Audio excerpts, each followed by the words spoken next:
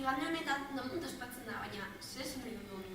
Es el Domingo Mundial de las Misiones, en el que recordamos a todos los misioneros. Eta zer esan nahi du misionaria? Dira misio bat daukaten pertsona. Su misión es ayudar a aquellos que lo necesitan, aunque a veces pongan en riesgo su vida. Horrez gain, Jesusen mesua zabaltzen dute. Gaur egun gero eta arazo gehiago daude munduan.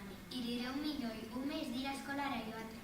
Hay personas que no tienen agua para beber. Espainian 75 emakume urtero hiltzen dira etxeko indarkariaren eraginez. Las catástrofes naturales se multiplican debido al cambio climático. Las guerras y los conflictos ocupan la mayor parte de nuestros periódicos.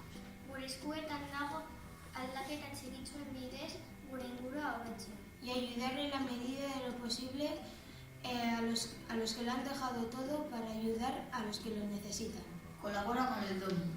Hasta